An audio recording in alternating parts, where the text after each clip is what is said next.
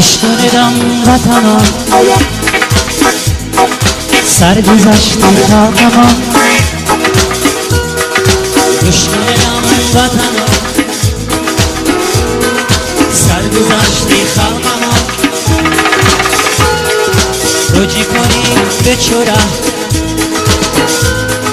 سخت بودن اوره رجی کنی به چورا سخت بودم دوباره پدران و مادران برادر و خواهران آه خش و تباران همه بودیم سرگردان پدران و مادران برادر و خواهران آه خش تباران همه بودیم سرگردان فوجی که فقیر بوده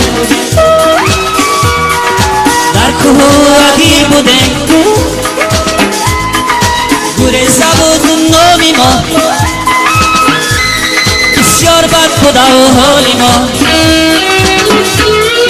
فوجی که فقیر بوده در کوهگیر بوده گریزه بود نامی ما بسیار بد بوده و حالی ما مادر از غمی پسر اکا و دادر و خواهر از فراق یکدیگر میخوردن خونی جگر مادر از غمی پسر اکا و دادر و خواهر از فراق یکدیگر میخوردن خونی جگر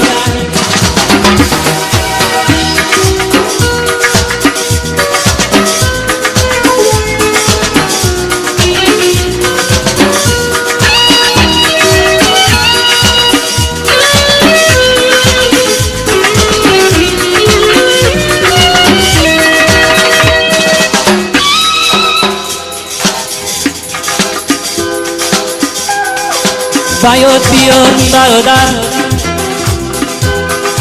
ما و تو بودیم در بدر در وطنی بگانه امروز شده سفسانه باید بیان برادر ما و تو بودیم در بدر در وطنی بگانه امروز شده سفسانه باید بیار فرخار را آن مردمی بیمار را کسلی وبا بودن از ما جدا شدن باید بیار فرخار را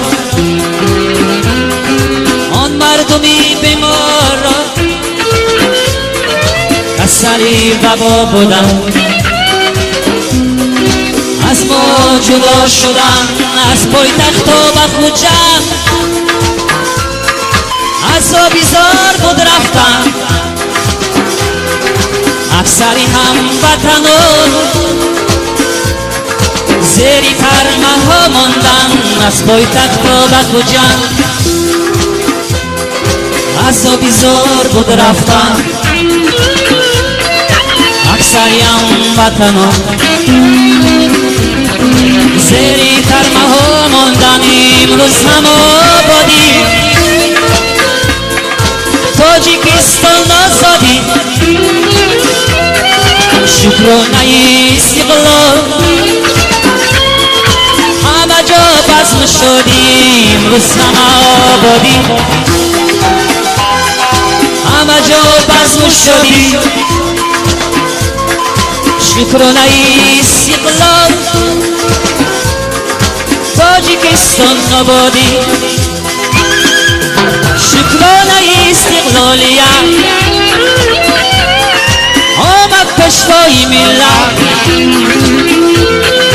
غمخواری خلق تاجیک غمخواری خلق تاجیک بخاطری حقیقت شکرانه استقلالیت آمد پشتای ملت غمخواری خلق تاجیک بخاطری حقیقت دشمنم وطنم سرگذشتی خلقمان توجی کنی بچوره سخت بودن نبوره توجی کنی بچوره سخت بودن نبوره پدران مادران برادران خواهران آه که شتباران همه بودیم سرگردان بیاد بیار برادر ما و تو بودیم در بدر در وطنی بگونه این روز شده سفسونه بیاد بیار برادر ما و تو بودیم در بدر در وطنی بگونه این روز شده سفسونه